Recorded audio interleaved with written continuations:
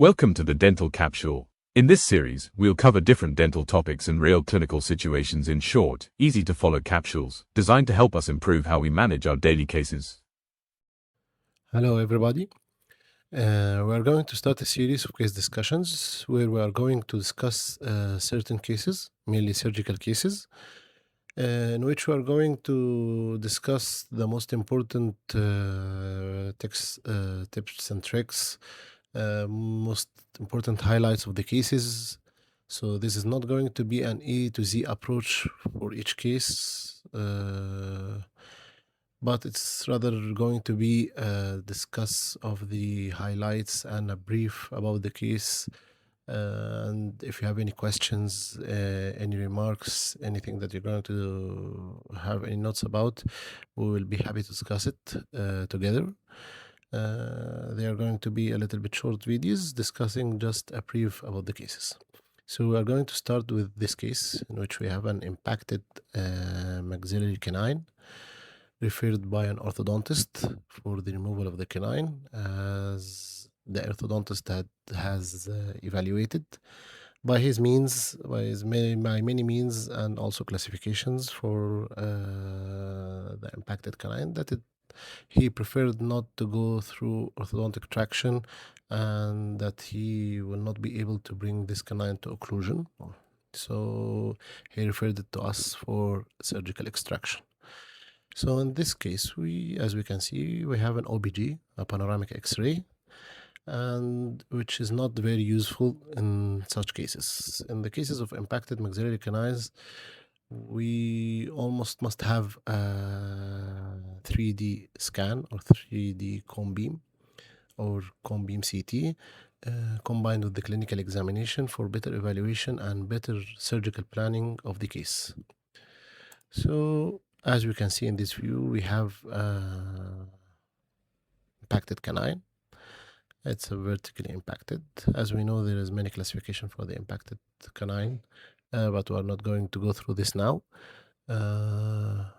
We need to check another view also in which we can see the direction of the canine. As you can see, it's backwardly oriented, so upward and backward oriented, and it's close to the apical third of the right maxillary central incisor.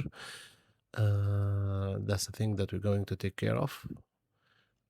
As we see from another view, it's also closely related to the nasal cavity and to the maxillary sinus, and that's the thing that we're going to take care of, because this canine should be extracted atraumatically as possible to avoid perforating the nasal cavity or the maxillary sinus. We are going to mention how we're going to do this. Another thing that we're going to need to check is if there is any point of bone perforation of the palatal bone, perforation of the palatal bone. So this will decide that after we open or after we elevate our flap, if we are going to see the canine directly, or will we need to remove a lot of bone. We can also see the close relation of the canine to the root of the upper central incisor, which means we also should be away from this area when we work by our drills or by our handpiece, to avoid injury to the root of the central incisor or cutting the blood supply from it. So as we can see clinically, this is the palate of the patient. What we can notice here that we do not have a palatal bulge. And as we don't have a palatal bulge, this means that the canine is deeply impacted. Because one of the most important things that if we have a palatal bulge, it means that when we elevate the flap, we will find either we will find the canine directly, or it will be covered by a very thin layer of bone, which will be very helpful in extracting or making this extraction easy. But if we don't have a palatal bulge, this does not indicate the exact location of the canine, in which means that we must have a 3D imagination in our minds of the location of this canine. We should examine the X-ray very quietly or very good, and imagine or have an imagination of the exact location and the exact direction of this canine in order to be able to handle this case during surgery.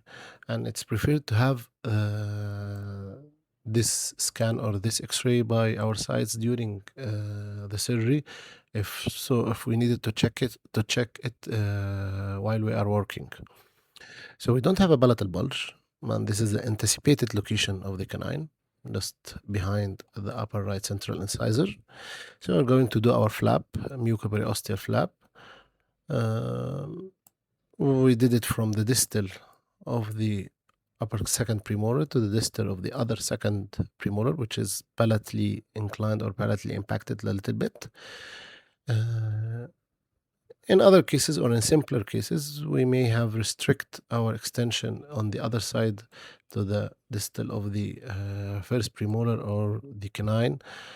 And we may extend a little bit distal in this side, but due to the deeply impacted canine and the restricted palate, we decided to go from the distal of the upper right second premolar to the other distal of the other second premolar. Then after we elevate this flap, we should find this area covered completely by bone. Okay, but we didn't have a photo or didn't document a photo of the palatal bone. This photo is after bone removal at the site of the anticipated canine, as we see here. We removed bone from here using a surgical drill. And then we started dividing the canine between the crown and the root. In this area, as you can see, this is the divided canine. This is the root. It should be, as if we imagine 3D, it should be here, and here should be the crown. This step is very important to remove this canine atraumatically. This division allows us to use a fine elevator or a small elevator in order to luxate this canine or this root from many sides so it can be removed easily. And then we luxate the crown also and remove it easily, or vice versa. We can do it. You should decide which is easier during surgery and start by removing it. As we see here, as we notice here, this is the nasopalatine bundle in the incisive foramen. Okay.